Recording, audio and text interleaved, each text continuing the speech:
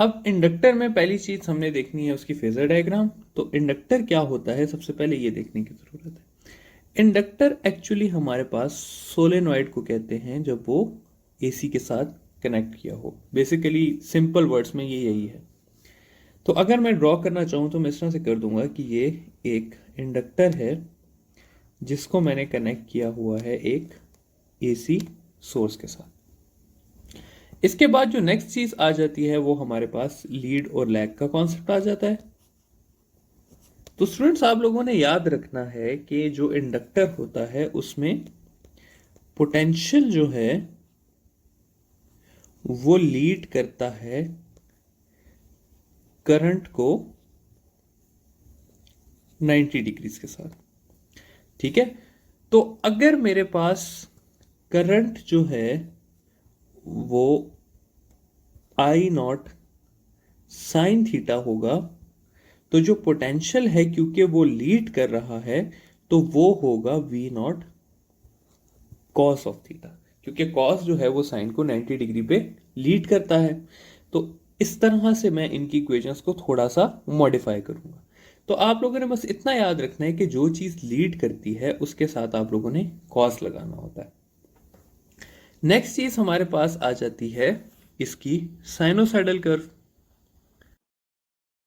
Sinusoidal curve अगर मैं draw करना चाहूं तो मैं ऐसे कर सकता हूं कि एक क्वांटिटी ऐसे आ गई और दूसरी क्योंकि 90 डिग्री लीड कर रही है तो वो ऐसे करके ड्रॉ करनी पड़ेगी मुझे। तो ये जो 90 डिग्री लीड कर रही है ये है हमारे पास पोटेंशियल की लाइन, और जो लैग कर रही है वो है करंट की लाइन। बिल्कुल आखिरी चीज अब हम देख लेंगे फेजर डायग्राम इस स्लाइड की। तो फेजर डायग्राम इसकी किस तरह से बनेगी कि एक क्वांटिटी को हमने 0 डिग्री पे ड्रॉ कर देना है, दूसरी को हमने 90 डिग्री पे ड्रॉ कर देना है लीड लैग शो करने के लिए। तो जो 0 डिग्री वाली होगी वो हम कह देंगे कि करंट की लाइन है, और जो 90 डिग्री वाली होगी उसको हम कह देंगे कि ये पोटेंशियल की लाइन है, क्योंकि ये 90 डिग्री लीड कर रही है। अब इस सब के बाद हम देखते हैं कि रेजिस्टेंस और पावर कितनी होती है। तो सबसे पहली चीज बात कर लेते हैं हम रेजिस्टेंस की। अच्छा स्टूडेंट्स, अब यहां पर एक कॉन्सेप्ट है कि इंडक्टर या कैपेसिटर के केस में जो ऑपोजिशन होती है फ्लो की करंट को उसको हम कहते हैं रिएक्टेंस। ठीक है। ये वही रेजिस्टेंस ही है। इसकी डेफिनेशन क्या है रिएक्टेंस की कि ऑपोजिशन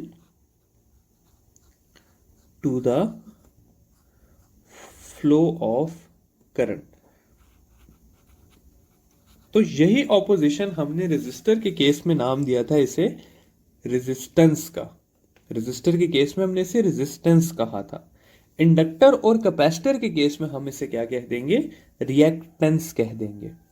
इसका जो यूनिट है इवन के वो भी सिमिलर है रेजिस्टेंस के साथ, और इसका यूनिट भी क्या है, यूनिट इसका भी ओहम ही है। और इसकी जो इक्वेशन है मेरे पास वो दो हैं। पहली जो इक्वेशन है वो है कि इसका सिंबल होता है x। तो एक्स एल हम यूज करते हैं इंडक्टर के लिए। जो स्मॉल एल मैंने लिखा है ना, ये इंडक्टर के लिए मैंने यूज किया है। तो इसकी इक्वेशन भी होती है X L is equal to V R M S divided by I R M S. और ये इस रिएक्टेंस की एक और इक्वेशन होती है, वो होती है ओमेगा एल या 2 पाई एफ एल। इसमें ये जो स्टूडेंट्स एफ है ये है फ्रीक्वेंसी ऑफ एसी, और ये जो एल है ये है सेल्फ इंडक्टेंस, वही जो हमने 4th चैप्टर में पढ़ा था जिसका यूनिट क्या था, हेनरी था। तो ये दो चीजों पर डिपेंड करती है ये जो आपके पास रिएक्टेंस है। पहली चीज होती है फ्रीक्वेंसी, दूसरी चीज होती है सेल्फ इंडक्टेंस। इसमें ना स्टूडेंट एक और रिलेशन बड़ा इंपॉर्टेंट है, वो ये है कि जो एक्स एल है वो डायरेक्टली प्रोपोर्शनल है फ्रीक्वेंसी ऑफ एसी के। इससे कभी कभी आप लोगों के पास सवाल आ जाता है कि जो आपके पास एसी है, अगर उसकी फ्रीक्वेंसी इंक्रीज की जाएगी तो एक्स एल पे क्या फर्क पड़ेगा? तो इसका आंसर है कि एक्स एल इंक्रीज होगा। ठीक है, देखें डायरेक्टली प्रोपोर्शनल है ना।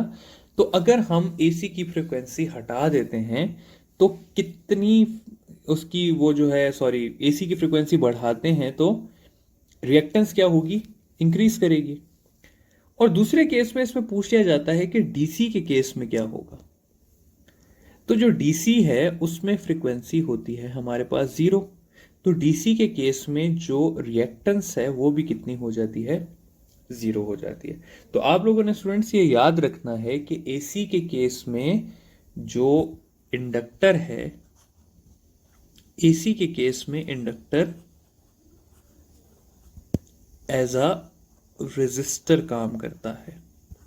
ठीक है, एज अ इंसुलेटर काम करता है।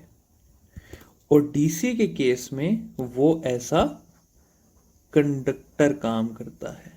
ठीक है, ये आप लोगों ने कभी एमसीक्यू आ गया तो याद रखनी है ये दो बातें, क्योंकि एसी की फ्रीक्वेंसी जितनी ज्यादा होगी उसकी रिएक्टेंस यानी कि opposition to the flow of current ज्यादा होता जाएगा।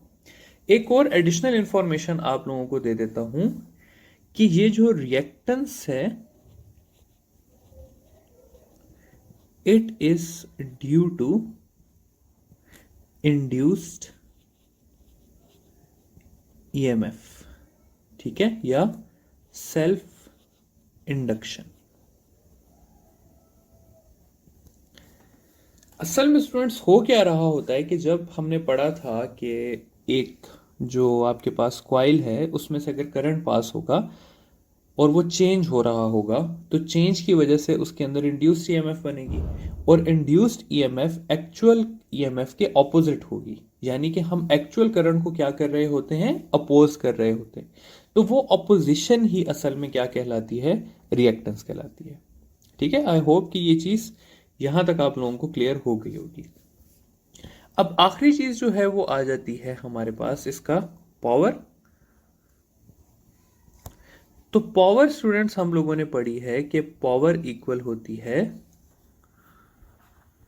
We R M S I R M S cos of theta के। इस केस में जो थीटा है स्टूडेंट्स वो है हमारे पास 90 डिग्री। तो पावर हो जाएगी V R M S I R M S cos of 90 degree. तो कॉस 90 होता है हमारे पास 0, तो ये सारा का सारा हो जाएगा 0। तो हम कहते हैं कि power loss inductor when connected to AC is 0। ठीक है, तो रेजिस्टर की पावर लॉस थी हमारे पास V R M S I R M S, और जो इंडक्टर है उसका पावर लॉस है हमारे पास 0।